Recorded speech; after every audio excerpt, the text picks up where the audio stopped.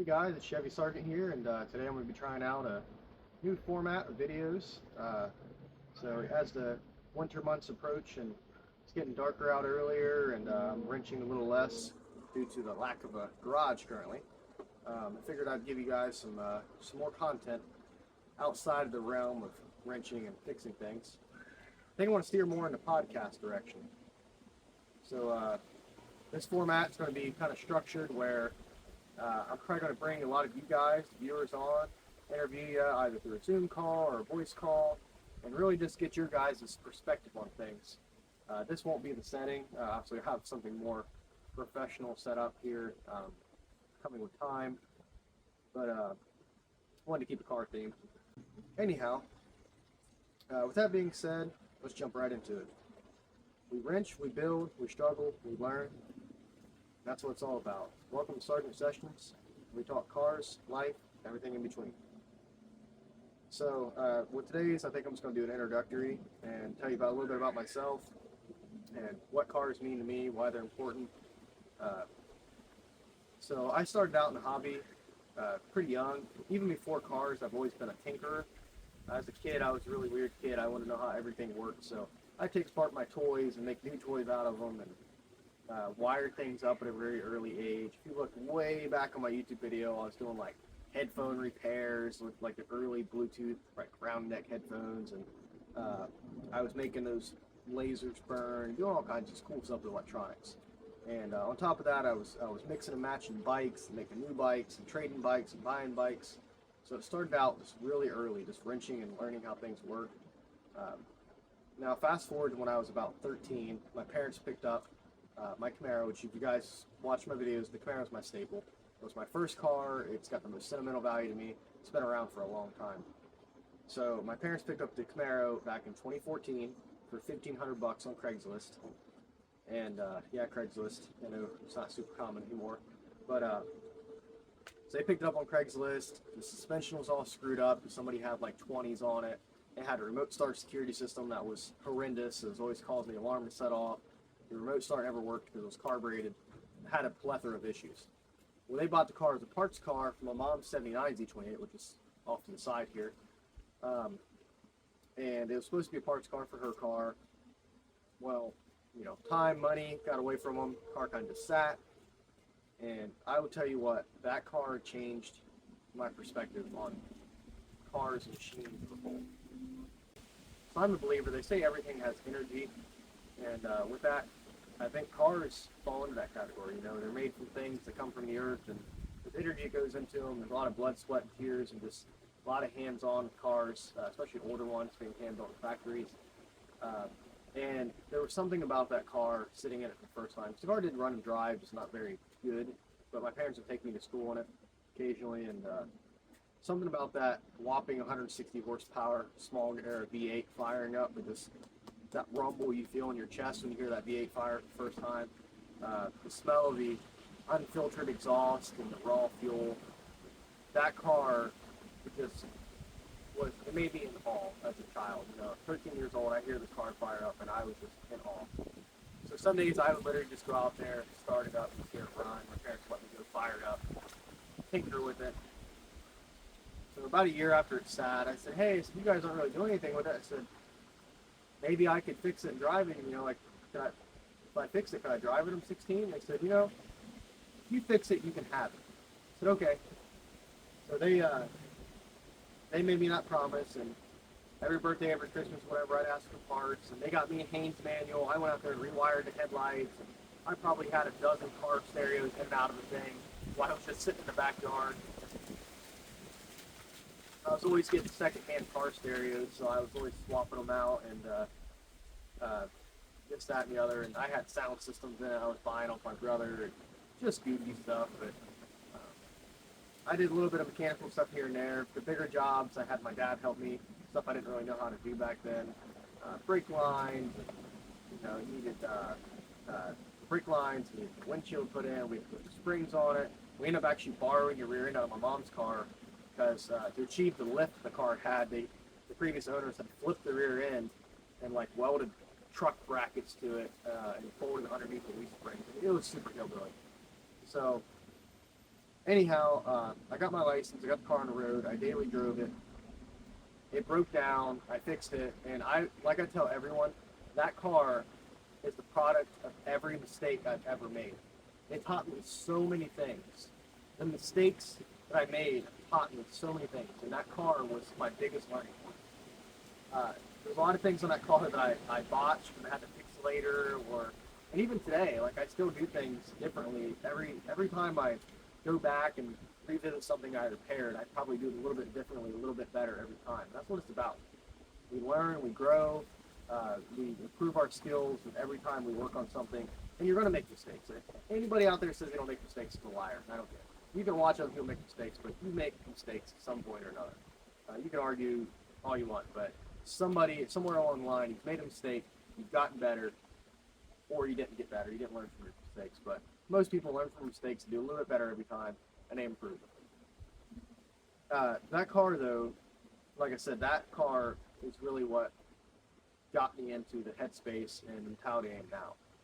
On top of driving it and just feeling the connection behind the wheel, the car drives rough, but it's almost like it's alive because of that. You got the feedback from the steering wheel, the sounds, the smells, the energy, the behavior, the car wanting to start, sometimes they don't want to start, and just the things that go into owning an old car. And it made me truly have a connection with this machine. And it felt like I knew everything about it. And the days that I was down, it was the one thing that was there for me. Growing up in school, I wasn't really like I knew everybody, I talked to people, but I wasn't really like in any cliques. I didn't really fit in with any crowds. If you know me in person, you know I'm not into sports at all.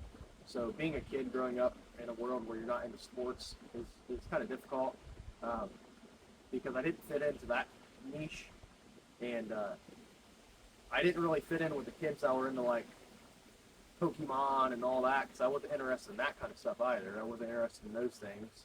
But I wasn't, so I didn't fit in the sports crowd. I didn't fit in with like the Pokemon kids. I didn't fit in with the band kids. I just didn't have a niche. I was just kind of my own little floating category over here because where I was already interested in engines and cars and how things work, other people were worried about completely different things and school dances and popularity and shoes and clothes. And I was already off in my own little world, so I kind of kept to myself, which, being a teenager, you got all these hormones, you go through kind of a depression. It hit me pretty hard freshman and sophomore year. Sophomore year is when I started driving, and I found that the thing that got me through it the most was going out and working on that car. It didn't matter if I was just going out and tightening one loose bolt or fixing a short, anything that I ran into, fix one small thing, and I felt better. And that's how I coped. That was my therapy. And if I wasn't doing that, I would just sit out there, I'd fire it up, listen to it run, and take it around the block. Sometimes I'd even just recline the seat, look out through the T-tops at the cars at night, and I'd feel better. So for me, cars were an outlet, they were a therapy, they were everything to get me by. They meant a lot to me, and they still do. And it's almost like you see this piece of machinery sitting there, and for me, like I said, it goes back to the energy thing. I look at these old cars, and there's so much history. Like, if they could tell a story and you could see the things they saw, like to know that some of these cars have been here longer than I've been alive, the stories they could tell, the people that's been behind the wheel, the things they saw, the things they've done, just all the places they've been. If you could know that story, it'd be so amazing, like the things they could say and tell. And I think that's rich. I think it's part of our history. And so I feel like my part of existence and preserving history is through cars.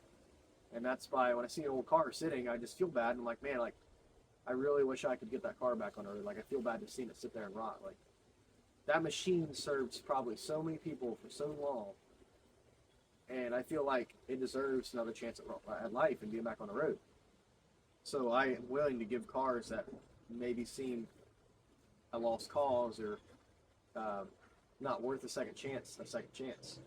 And it brings me joy. I love seeing or hearing a car fire up for the first time, which hopefully in the next coming year or so I'll be doing with my mom's Camaro. She's helping me get the parts together for it. We're going to get on the road after sitting 25 years, and I'm sure she's going to be ecstatic, so that's going to be really cool. But with that being said, that's really why cars mean a lot to me, and that's what I want this focus of this podcast to be about. I want it to be stories from you guys, why they're important to you, what meaningful impact they've had on your life, what mistakes you've made, what you've learned.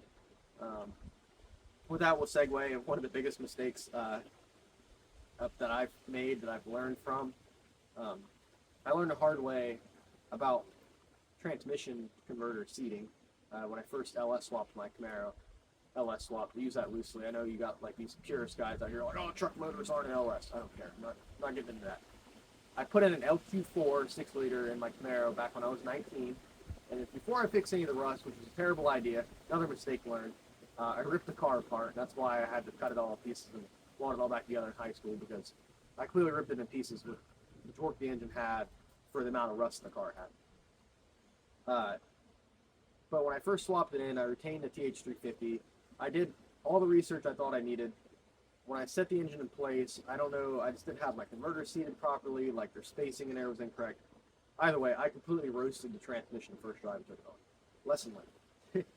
The other lesson I learned is I was gung-ho about making my own wiring harness. And yes, I was pretty good at wiring already at 19. I was a little more confident than I should have been in my wiring. First thing I did is snip that big old fuse box off and tried to like figure it out from there. So I had a dozen fuses that weren't labeled, and a bunch of pink wires going into one fuse, and a bunch of other things. So I kept having fuses blow. I didn't know what fuses were blowing, why they were blowing. So the car would have random issues. It wouldn't run and stall out. Made it incredibly unreliable. I've redone my wiring harness twice now since that original swap. I'm pretty confident now. But those are just some of the mistakes I've learned from. There's dozens and dozens more. I'm not ashamed of them. Like I said, they've made me who I am today and the wrenching kind of person I am. For those of you guys that don't know, I'm actually a automotive body maintainer by profession. I have nothing to do like mechanically by profession. Like, I mean, I take parts off here and there, bumpers and things, but by profession, I'm a body maintainer, which happened by accident. I went to a vocational school for auto body collision repair, which led me into the career path I'm in now. Just so happens I'm decent at it. So I do that for a living now. And I plan to eventually do that on the side, on my own, once we get a shop put up, and that kind of deal. But I don't post anything about the bodywork portion on the channel because the company I work for is strict on the social media policy, so I don't take any videos or pictures of work, and can't post anything from that portion of my life. So what you guys see is all the mechanical stuff, unless I do some like sketchy bodywork in my driveway on one of my personal cars, but you won't see me doing customer cars and that kind of setup. Anyhow, moving forward, like I said, I think this is an exciting new chapter for the channel. I hope you guys enjoy the podcast. That's a little bit about me, my story, why I'm passionate about cars, and I think that's going to be all for today's video, guys. Thanks for listening to Sargent Sessions. We wrench, we build, we learn, we make mistakes, everything in between. So that's all I'm going to have for today, guys. I'll sketch you the next one. Hope you enjoyed it. Drop a comment down below. If you guys want to be a part of the podcast, send me a DM, drop a comment, or you can send me an email at chevysargent3@gmail.com. Again, if you're interested in being a part of the podcast, just contact me on whatever platform you're listening on, and I'll be sure to get in connection with you. We can either set up a Zoom call or a voice call, whatever you feel comfortable with. Or if you don't want to tell your story on video or over call, email me. Like I said, chevysargent3@gmail.com. Send me your story. I'll read it on the podcast. And I will catch you guys in the next one. Peace.